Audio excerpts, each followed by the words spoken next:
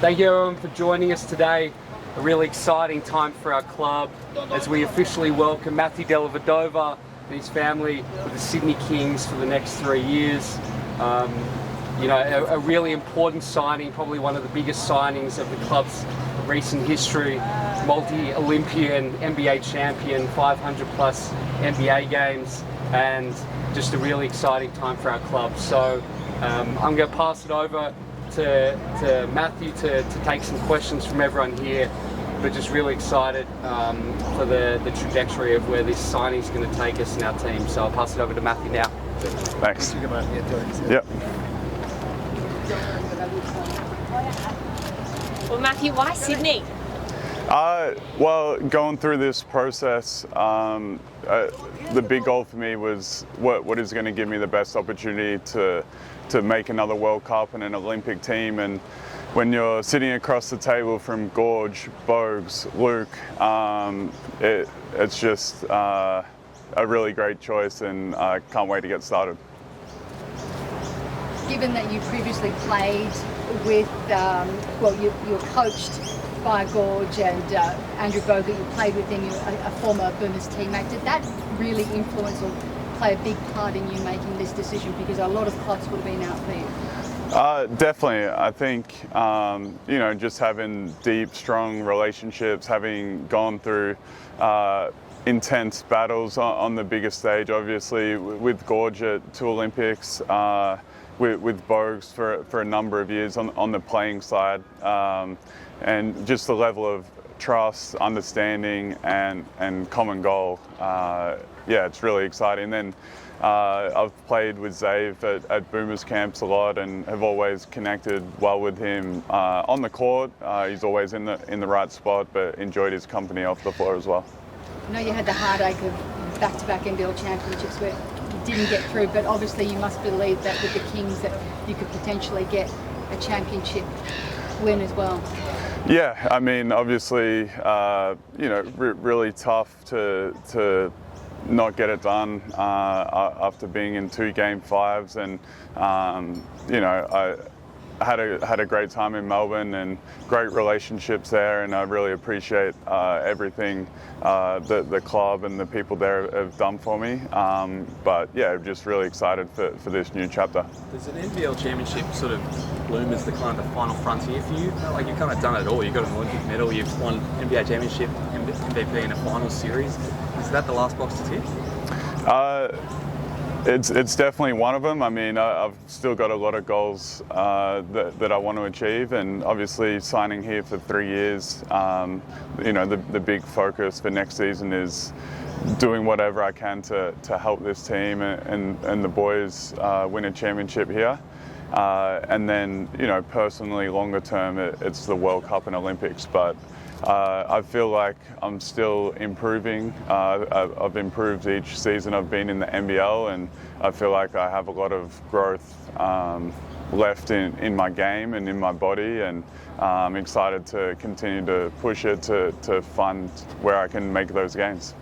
Those finals losses impact your decision to come to Sydney? No, that didn't impact my decision. Yeah. The deal takes you through to the 2020 NBL games. Are you viewing that as a potential ending point of your career, or are you planning to potentially go further after that? I'm not sure. I mean, I think because the Boomers has always been so important for me, I've always viewed my career in 4-year blocks, and so that's the 4-year block that I'm viewing it as, and a big part of it was trying to make that Paris Olympic team, which I did, and then I was really focused on the NBL season, and then after the season finished, it was figuring out the next 3 years. I feel like this team is the best place to potentially help solidify the spot in that Boomers squad for the next few years? Sorry, say that again. So do you think that being at the Kings is the best place to be for you to kind of solidify your spot in the Boomers for the next few years leading into LA? Yeah, and that was a big part of the decision, and I want to improve, I want to grow, and having strong relationships with Goorj and Bogues and Luke that are already there is going to make the transition a lot easier. Gorge came over to our place in Melbourne, and we spent a couple of hours just talking basketball, talking through the team, and just really starting that process of just making sure we're completely aligned on the same page and can get ready to work. Probably a few more parts to go in this roster, Delly, but on the face of it, how close do you think the Kings are to a championship, at least on paper?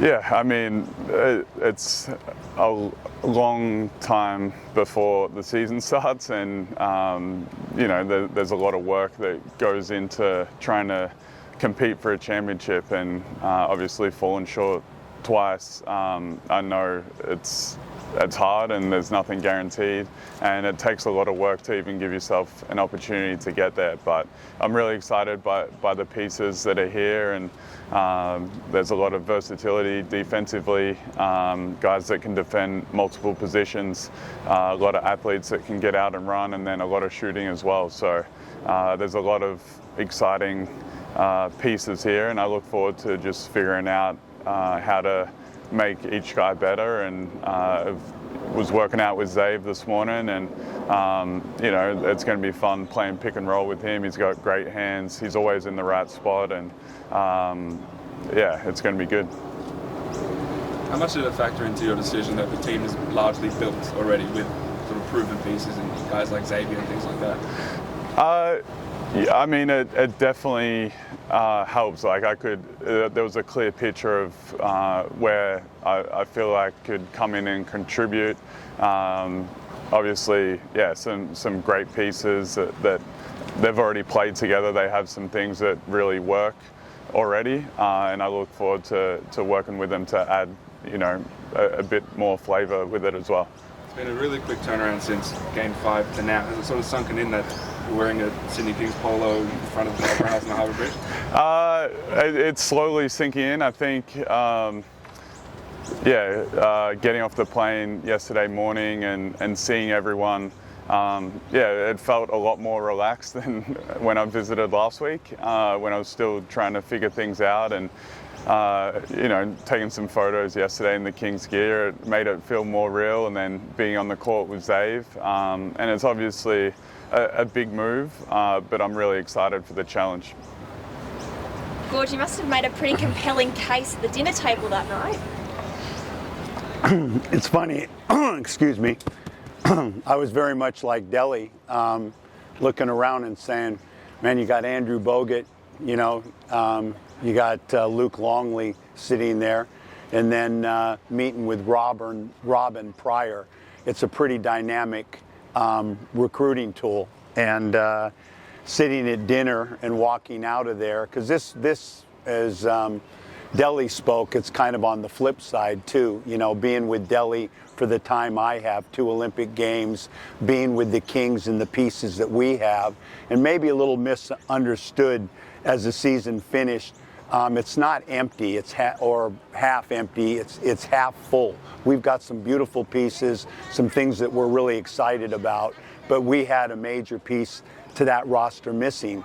And being around Delly like I have at those 2 Olympics, I knew as soon as the season finished, that's the target, and really the one guy in the free agents that could change us. On and off the court. So just couldn't be more excited. And just, he talked about the meeting that we had. I just feel like for myself, when you're around Delly and you go to that meeting, you better be prepared.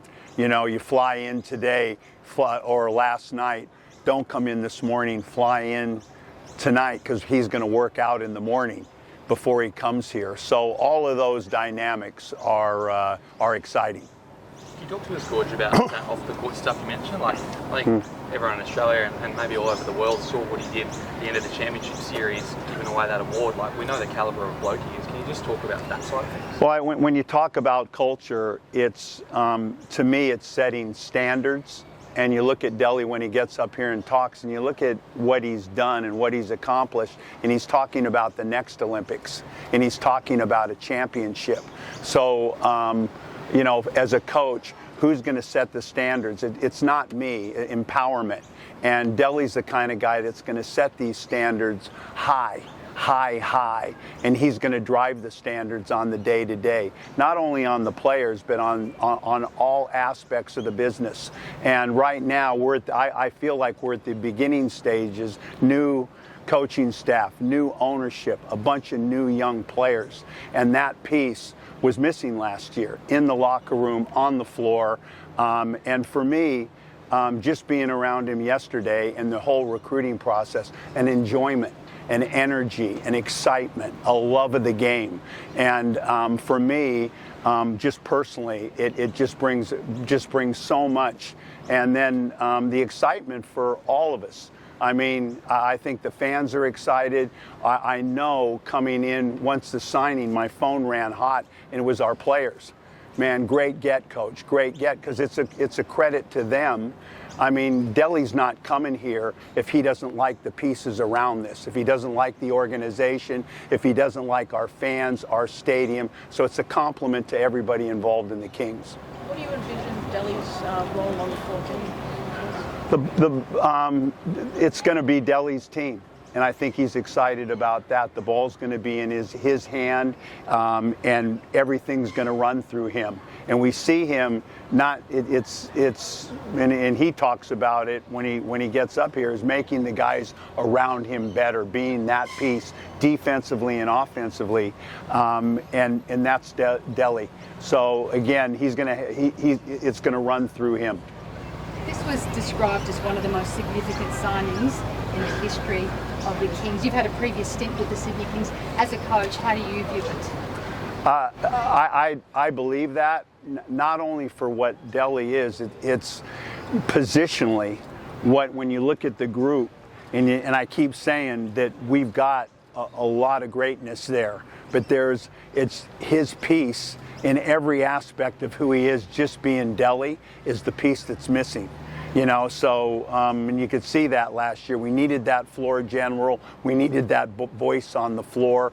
And you only saw game day. It was the same thing on the day-to-day. He's just going to help. And I think other guys become leaders as well. They just need that guy to play off. So in every aspect of who he is, and all he has to do is be himself. And that's nice as well. How was the workout this morning with Delly and Zave? Great. Great. Having the two of them together and being away and seeing, two very talented players as well as what we're talking about. It's high level, it's intense, and you could see the excitement from Xavier. Just a little feel of what's to come. It was nice. What does it feel like to have sort of a winner in the building, someone who's like proven success at a lot of different levels? Well, being away from the Kings last year and coming back out of the Olympics and walking into this, there's a lot. The standard is high. So when you come into this, you better have the pieces and you better be covered. And now is when the games start, you play the games, but this part is really, really important. So gives me a little bit of security that, we're covered where we need to be covered to go to where Sydney needs to go. And this is, when I lay down at night, I don't wake up in the middle of the night like this and look at the ceiling. I roll over and go back to sleep. Now that you've signed him, is the expectation going into next season that you can or should be able to win the title? Well, the goal here doesn't. From all of us, it's you don't. The goal is to win a championship, and I always feel like the goal of the organization is to be in the top four. You get in that top four consistently on a year-to-year basis, you're going to break through and win one. And the goal of it is always here is to win the championship, or really, again, you don't bring a guy like Delly here.